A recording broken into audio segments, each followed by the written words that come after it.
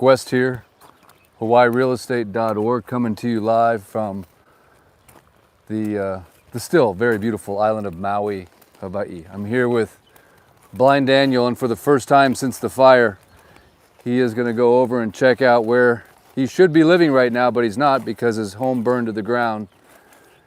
And we're here to talk a little bit about, this is the first video that I posted since the LA fires broke out, and I thought it was only appropriate to do it with a fire survivor, and he could tell you with his own, in his own words, the similarities that he sees. And as the title of the video says, even a blind man can see that there's some very disturbing similarities between the two events. And as you can also see in the backdrop here, very little of Lahaina has been rebuilt. So if you want to see what LA and those different towns, and obviously much prayers go out to the fire victims and survivors and what's happening there. But this is, if you want to see what's in the future, just look no further than Lahaina, because here we are over 17 months later, and only 10% of the only 10% of the homes have been issued permits, and not a single permit has been issued down here in Lahaina town proper, which is basically from the ocean to the highway over there. Obviously you can see the West Maui Mountains here in the backdrop, but there's so many similarities between what's happening right now in Los Angeles fires and what it makes you wonder if Maui was just a dress rehearsal. So before we start talking to Daniel here, please, no matter what, go to helpdaniel.org. One of the challenges with all these new disasters happening around the country is that we forget about the people that are still in need, and obviously people like Daniel are the forgotten, if you will, because just to even be noticed after the fire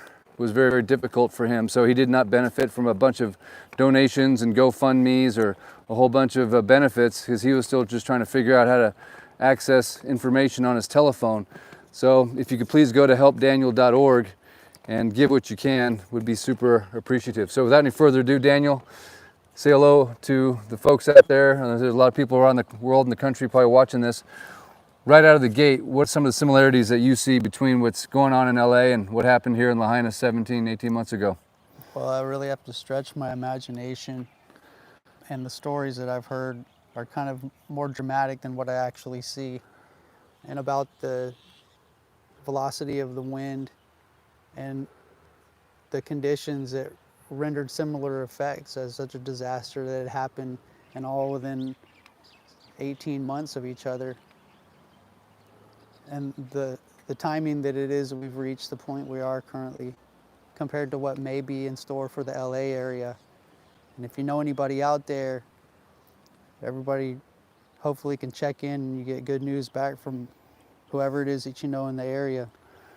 So communication, obviously a major challenge when you first encountered this tragedy. Well, not believing everything that was really happening, not being able to actually see it. And if somebody tries to explain to you, it's impossible to imagine what you can see through the town and how the housing district and the business and residential area in the historic district was so affected, and I can't see, except that I know that one building in the complex where I was living, Front Street Apartments, and was actually, in a long story, Building 7 still stands, my right? long-term housing place that I know, where I felt like I was going to be able to participate more in community going forward, growing through this blindness, which is relatively new to me in the past few years. And I have had some support, and people start up funds and try to lure some attention.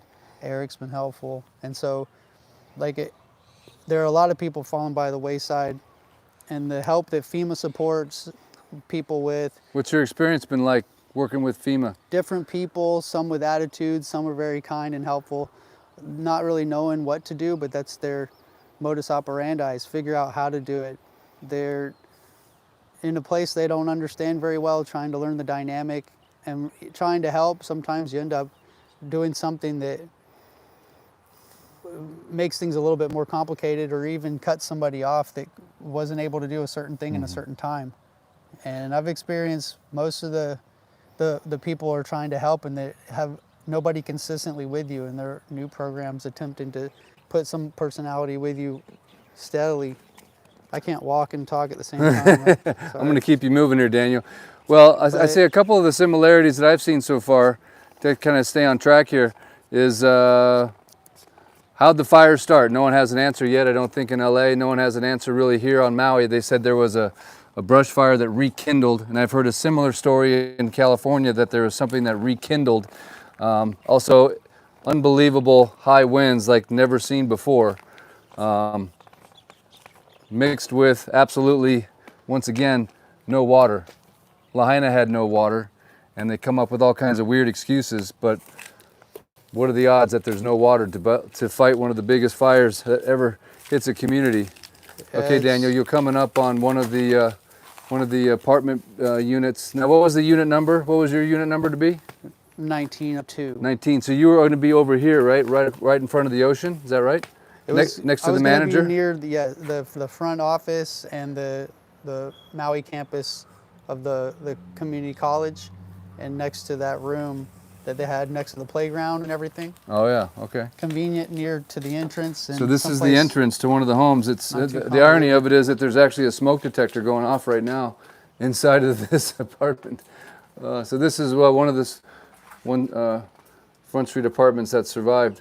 But maybe let's turn around, Daniel, and head back towards where your unit was located, or I'm so disoriented. Yeah, no, you're doing great. You're doing great. So again, if you're just joining the live, I'm here with Blind Daniel. He is a Lahaina fire survivor, and we'd love it if you went to helpdaniel.org. We're just, for the first time since the fire, able to enter into the town of Lahaina, and this is the first time that Daniel has had a chance to go back to his... What is this? It's a mattress, basically. So take a hard left right here, Daniel, over the curb. It's the first time he's had a chance to visit where he was, which should have been home, right here on Front Street Apartments. So you're underneath a little parking structure that survived. So another similarity that I'm seeing is that they're already locking down many parts of LA, which I suppose is somewhat normal, I don't know. But here in Lahaina, we were unable to access the area where the fire burned up until just a few short days ago, really. I did my first video down here about a week or so ago, and all kinds of ABC agencies showed up, FBI, CIA, whatever, just all kinds of three-letter ATF, and they've created a very high level, lots of armed individuals, and they also sequestered all the fire survivors away from us in hotels, and you're unable to go to the hotel and visit and talk to any of the fire survivors. There's also, in terms of Lahaina, we had a complete shutdown of the media. We were unable to, media, no photographs, no videos. The media was not allowed into this town. So I don't know, in the comments section, let me know. Daniel, do you think it was a dress rehearsal? What do you think? What's your honest opinion? I know you're not a conspiracy theorist by any stretch of the imagination, but what's your gut telling you on this one? We got a little dip right here. Maybe just a good place to stop right here. It's hard to prove anything in my world of learning and storytelling, conversation, when those affected may believe that it looks like coincidental things or a mirror image or some do-over of something. So the questions could be offered, and that the historical district isn't being demanded that it's being rebuilt, I think leaves room for the discussion that something nefarious is going on, or control, when other people have tried to build in the historic district historically and not been able to change underneath what the roof is, or be able to make modifications without severe consequences, fines, penalties, and or the being in a type of trouble that you have to tear down what you're doing, or you're unable to keep what it is you've invested.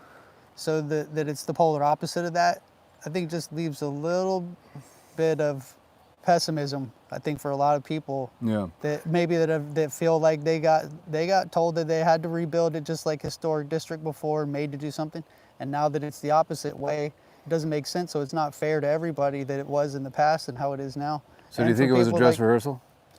Is there a connection? Well, if you look at things metaphysically, then yes. Yes. I mean, the fact that you can't build back here in Lahaina 18 months later, and they're trying to redraw the lines, and it's a historic district that you're not supposed to be able to change, and there's no homes, there's no businesses being rebuilt here. Is that something that you think is reasonable to expect will happen with the Coastal Commission in California? Do you think they're going to streamline and express building permits to let people get back to these neighborhoods, or should they expect a long haul like we have here in Lahaina? I actually think my instinct feeling is that no, they're not going to have the problems there. Things are going to move right along with whatever it is that they decide to do, and that's the way I think about it. The time it took to decide what to do with the toxic waste here, to go touch it, pick it up, put it down a couple blocks away, and then pick it up and move it all over half again? The island away, is, I think that was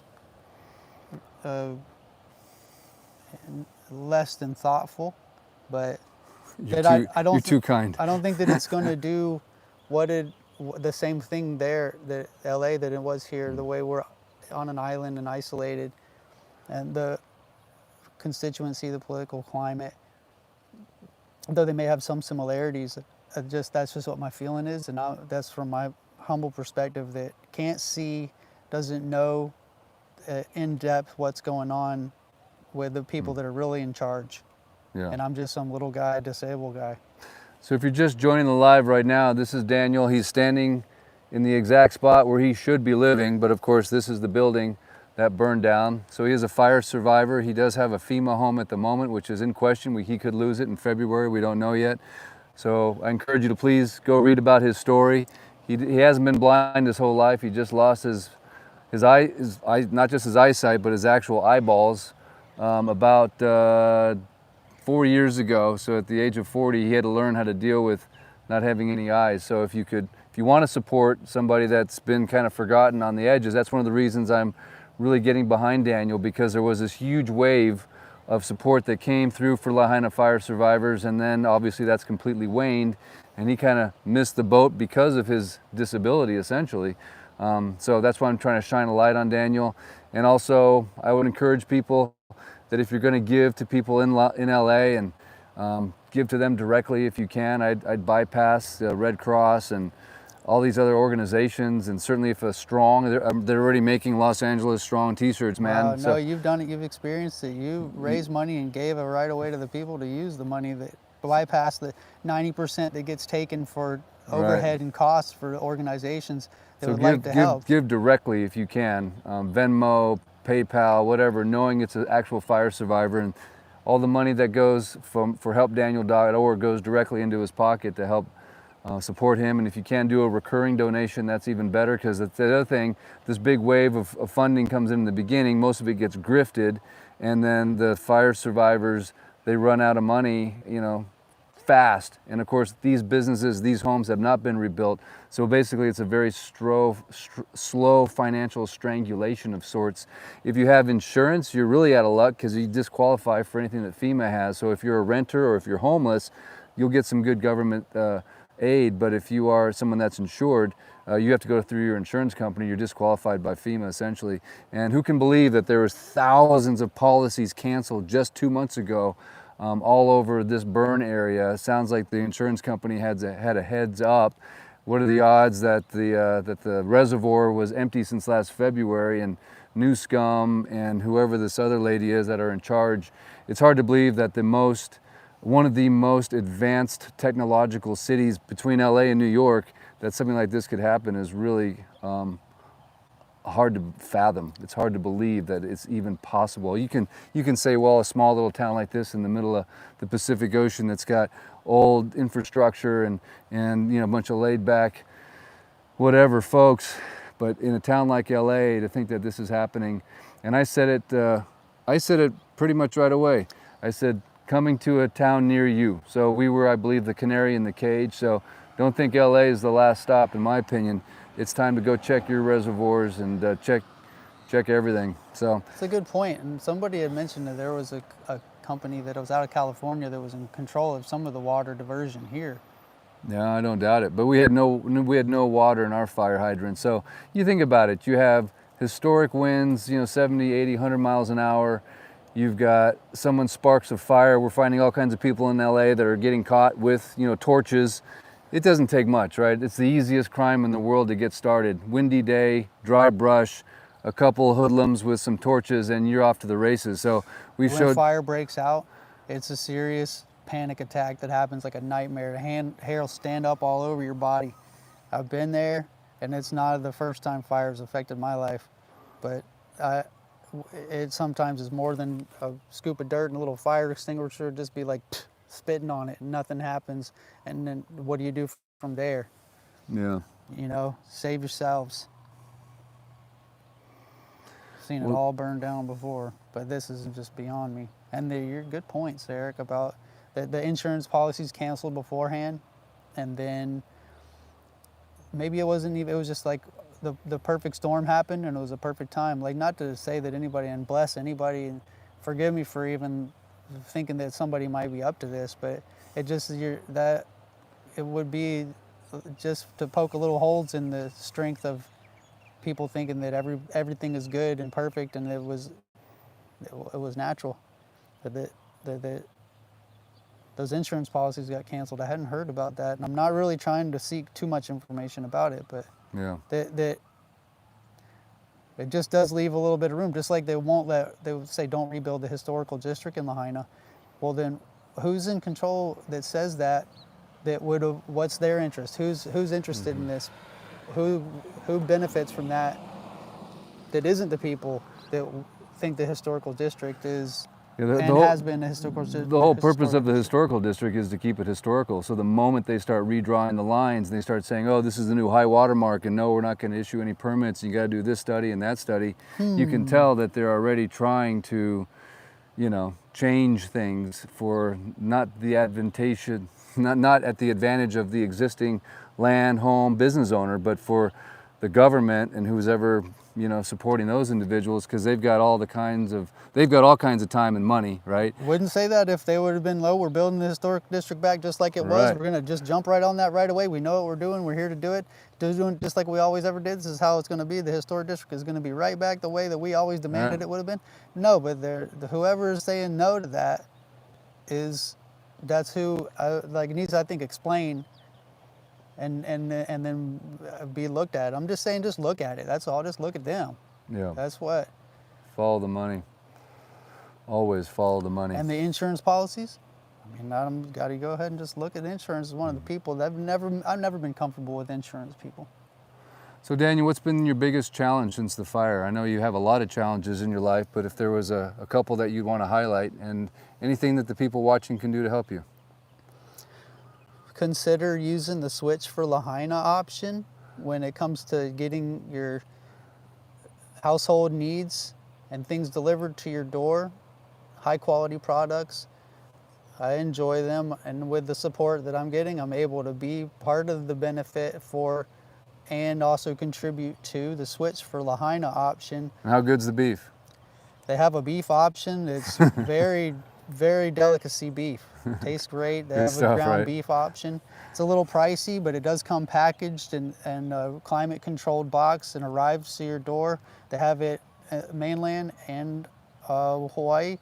And so for those of you that haven't heard, sorry to interrupt you, if you haven't heard, there'll be a link in the description, switchforlahaina.com. It's a little work crew we put together here with Christian Henneke, and it helps support people here. It gives them a job, gives them something to do, but it's a great way to divert your spending so it no longer goes to the elites. Be the elite. Be the elite. And they have a ranch actually on Kauai, over on Big Island, and all throughout the Midwest of some of the best unadulterated beef you can find. No antibiotics, never any mRNA, obviously, never any steroids, and some of the absolute best tasting. It's all prime or high choice plus grade. I'm liking the soaps and the counter cleaner. The aroma of it is just different than everything else, and it's a delightful kind of smell and the sensation of the soap on my body and things. Like, it took me a while to get into the package because I needed help to try the starter home package. And I'm appreciating all of that stuff. It took me a while, and I was actually like, I don't know if I can tolerate this. But then I liked it so much, I even wanted to share it with somebody and tell them about it, because now I like it, even though I was like, no, I just like my thing. I know I get this dish soap, and I have the things I like, this other kind of bar soap if I use this one, and this liquid soap. But then now that I actually tried the starter pack from the Switch for Lahaina, then I really appreciated it. Yeah, well, thanks for mentioning that, man. You're And what would you say is your number one challenge since the fire that you've? I know there's so many challenges, but if you had to highlight one, and maybe a special one that someone could relate to that's about to go through it in LA. Organization, and the fear of not knowing what the next change will force me into doing, whether, you know, the ability to do even what's available. The challenge is finding the safety net to fall into when you're already falling. And it's a big challenge, everything. Organization, allocating resources. How much time have you spent on the phone dealing with government agencies and whatnot? Is it a pretty big job? I think anybody that's been on disability at all realizes that's a challenge. And then if you're in with moving and force outs and temporary housing situations and the incessant tension and what comes from that, I don't know how much time, but it becomes sort of like what your job is. Yeah. In life. And moving fast is one of the things that I've learned from other fire survivors is you got to jump on it because eventually resources run out and, you know, they get bogged, the system gets bogged. So I think getting early on is really important. I know you were a little late to the party, but that's one of the reasons we're doing these videos is we're trying to bring awareness to fire survivors like Daniel, especially ones that were blind. And the people that are the most challenged, they have the hardest time. If you don't speak the language, if you're on a green card, if there was more than, you know, one family per household, I mean, there's just if you're blind, I mean, these people are on the fringes, and it's really hard for them. People that need it the most, they're the ones that don't get it. Thank you. And then those that are savvy can manipulate to their advantage. And there's a lot of people that don't need it, and they're savvy, and they get in there and get benefits when they really didn't deserve them. So it's a really messed up system, but that's why the most Aloha infused audience has never let me down, and I know you guys will support and go to helpdaniel.org to fill the gap essentially. So, you know, what's been hard is trying to make and create the content and have it uploaded for what my own online presence might be. With your support and help, I think it's establishing a bit of a character, and wanting to do more sophisticated videos for my food prep or other activities has been a difficult challenge for type of editing or things just to get things uploaded, even with the most rudimentary and like cuts and takes that I do with pushing buttons. So everything's been more of a challenge. That's why I'll say, I don't know how I'll say it, but if you go to helpdaniel.org, the very first sentence in the write-up that I wrote for Daniel was, if you think you're having a bad day, just remember this story about what Daniel is going through. Because remember, he was sighted until he was 40 years old and abruptly lost both of his eyeballs. So imagine you wake up one day and you can't see anything, and you've never had, like most blind people have a lifetime to learn how to deal with that, but it happened to him very suddenly.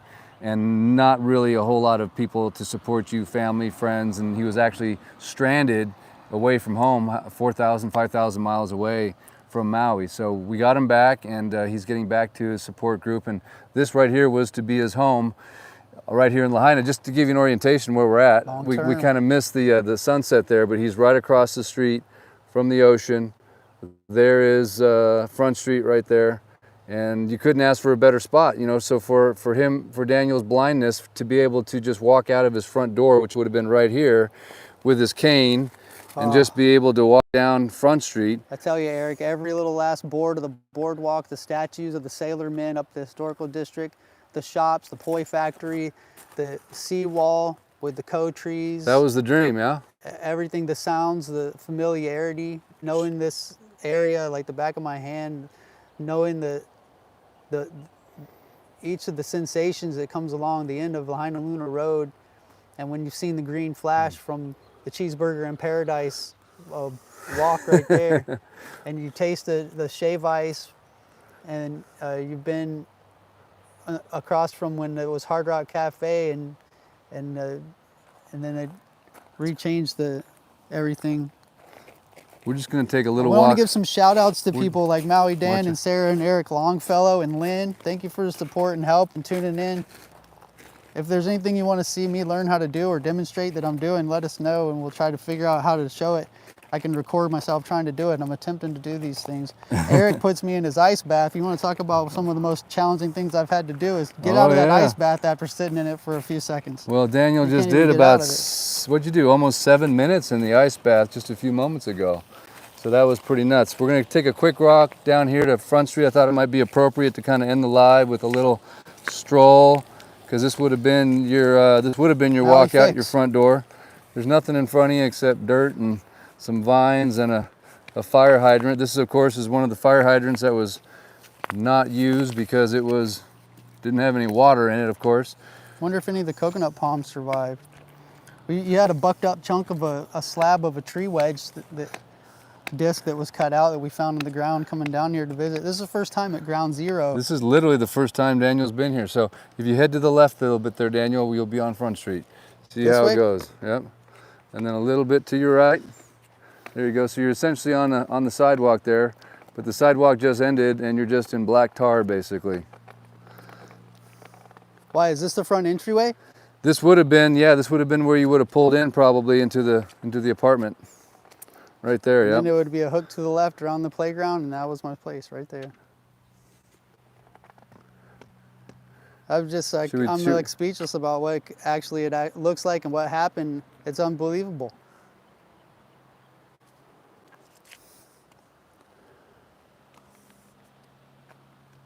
I still don't even know everybody that died. Like I heard a couple of my friends that didn't make it in their stories. They were very dramatic on the Rick and Morty radio show with Paul. God bless Paul and his family. His son was the architect that did a home right across from the Kahoma houses over here. Very unique home built with a cement wall in the middle. Kaspritsky. That was an amazing build, unlike anything I've ever seen designed. I heard Paul was smart, had his own patents, and his son put himself through architecture school and then built that house over there. And I heard he's been helping the community, trying to put back houses for people without the same charge and billing, doing kama'ainas for people in Lahaina area. God bless you, sir. So you want to take a hard left, we'll maybe head towards Lahaina town. Maybe head down to the seawall. And this is a little bit of a Maui fix because we do have a little Karen Hall happening up there. What's left of our sunset. You'll notice we don't have too many mango trees anymore. They cut down a vast majority of all the trees in Lahaina. I don't know why, because they all survived. That's another similarity that I see as people are, okay, hard left, yep, there you go. There you go. So you're basically walking down the center of Front Street right now. Almost to the center. You're in the right-hand lane like you're a car going the right direction. All right. But notice, just look at the videos that you see coming out of LA right now. You'll see a lot of blue objects. I don't know why, the blue trash cans. Everything else is melted and burned, but of course the blue trash cans are there. And there's YouTubers and TikTokers that are already noticing and questioning, why is it that we've got blue stuff that survived? Why is it that all the trees are standing and the cars are melted? So it looks very similar. And again, the whole purpose of me making videos after the fire was just questioning. It seemed unusual, not a normal fire, not the normal heat that's produced from a regular fire. And a lot of those things were brought up in Where Did the Towers Go by Dr. Judy Wood.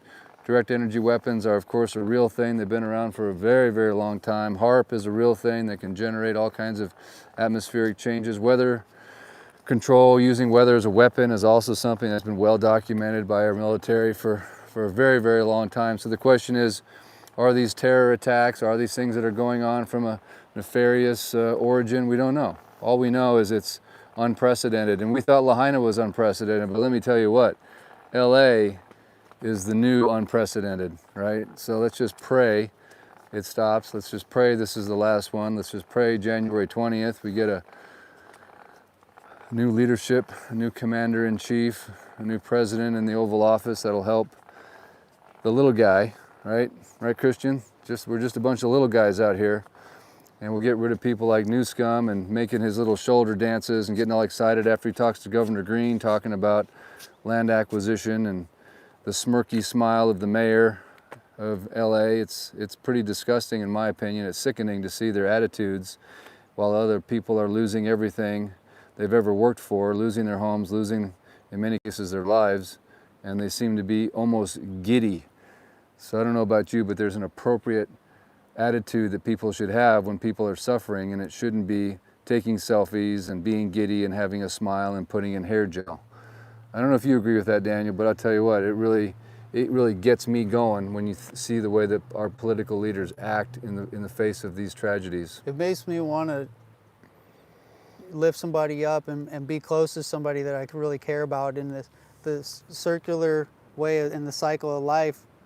The way we're recycling a lot of the gases, solids, and liquid states, and we are our ancestors culminating, and we all like share some of their traits and their survival instincts, and those that we care about, we got to share with them. In the game of musical chairs, sometimes where when the music stops, you got to have a place to sit and enjoy who it is you're with, because the song may be cut short and they may not be there, and even if the music starts again, you may be left without a chair. Tell somebody you love them. Yes. And let them know that they mean something, they're important to you. Did you want to end with one of your poems or songs or anything you want to share as a special? I know every time someone gives to helpdaniel.org, you like to do something special for them in return, even though it might be a small thing, but I know you've got a lot to give and you've got a lot inside of your heart, inside of your mind. I did mention that I would attempt to do a song per month and have a 12-song album in a year. And I've only been able to do what is forming into a 4th song in the past 6 months. But I have something that's more, it could be in poetry or a cappella, because I'm not really dexterous with guitar or talented. But I could use a keyboard artist and a drummer and somebody to do tunes, and I can sing, because I can't walk and talk at the same time, and much less sing and play guitar. But sometimes I can sing in a time if it's all I'm focusing on. But I got a poem that I've been working on with the sentimental time. What kind of poem would you rather me do? We got a car coming, so we might just want to scoot over here a little ways. I don't want to get... Guide me, please. Yeah, okay. All right, guys. All right, Daniel's going to do a little, I don't care, whatever you feel like, man, whatever you got. I know you got all kinds of stuff inside of that mind of yours, so you just let us know if you want to end the live on that. If not, I understand that too. There's no pressure. Okay, well, I mean, there was the one that was about, it's kind of like food, and then there was the latest one that I've actually been working on that was kind of like from some emotional feelings and sentimental feelings. And what do you think? That one? Sure. All right. It's kind of forming up and it has a cool tune, I think. I'd love for it to be a song, but I don't know exactly what to call it. But it goes like this. We don't see each other anymore. It hasn't been the same since you closed the open door. Now you see us through a different lens. And if you talk about us, it's in the past tense. I tell myself it's all right because we're friends. One kinship door closes and another one opens. But I've been missing you. You want the best for me and you, and I guess I want that too. Wondering, thoughts of what else I could do are spinning around my head. What it was and what we were, had and have, well, I'm not sure. When I look back, it's all a blur. So let's just look ahead, where I'll be missing you. I've been missing you in everything I do, because when you're gone, there's something missing in my song. And later on, if you feel like you're missing me too, give me a call and we can start anew. You're calling off monogamy. Feels like it kicks the dog in me. I guess you're through with hogging all of me inside the bed. What it was we were before, benefits of friends galore, and obviously so much more. I guess it's all been said, but I'm still missing you. I think we should kiss and make up. The end. And then there was like a little tune that you had to go with it, right? Something like, I'll be missing you. How'd it go? I'll be missing you. Oh yeah, it has a whole tune. We don't see each other anymore. It hasn't been the same since you closed that open door.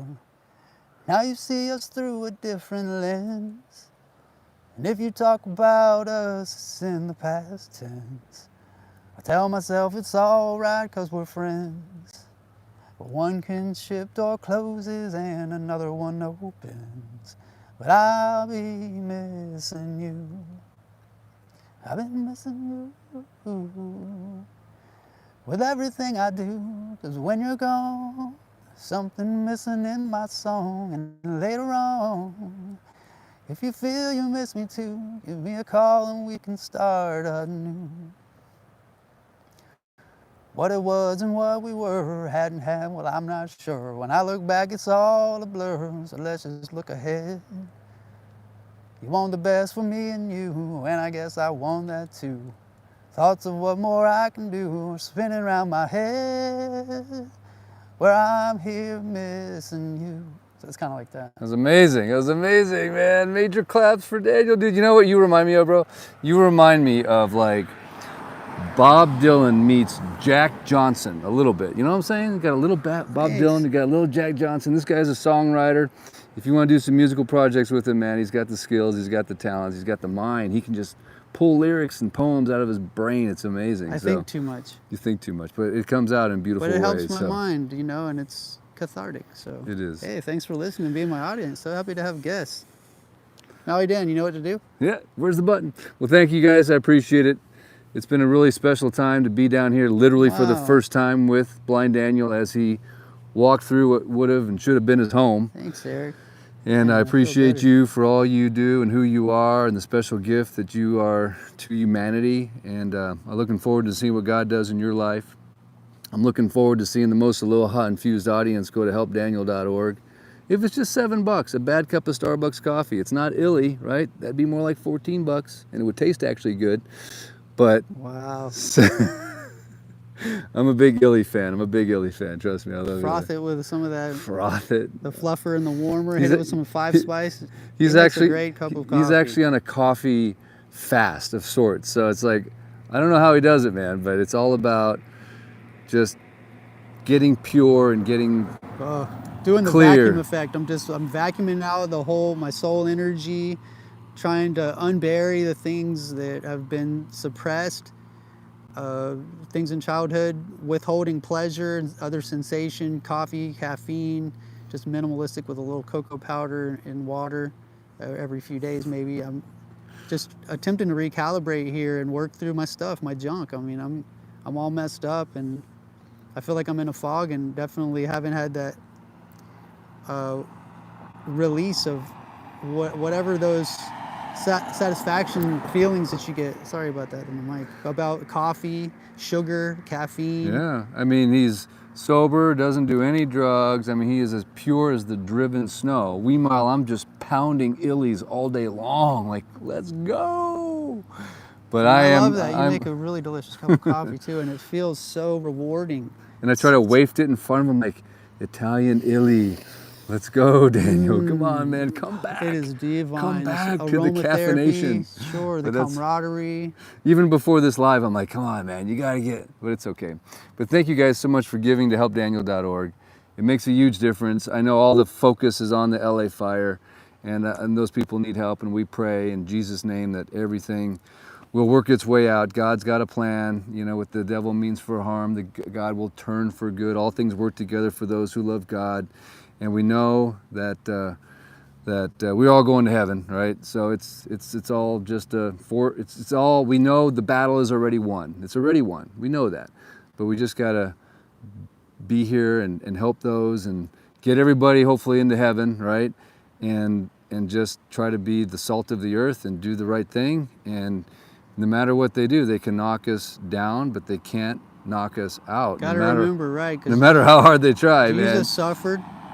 That's right. You can't even put other people in that category. You can think of some other brave souls and hearts that there were and never was. But I want to know what God, I want the real deal. That's why I'm getting back to purity of myself if I can. I want to know what God wants. I need the real thing. I realize I haven't had any experience. I don't know anything. I think I've had pleasure. I think I've had some high moments or some low moments. Man, I want to know what God really thinks, and I realize I don't know. My little limited experience is just so manini, so tiny, microscopic compared to what can be really felt and experienced. I'm thanking God for my experiences too, by the way. Hallelujah.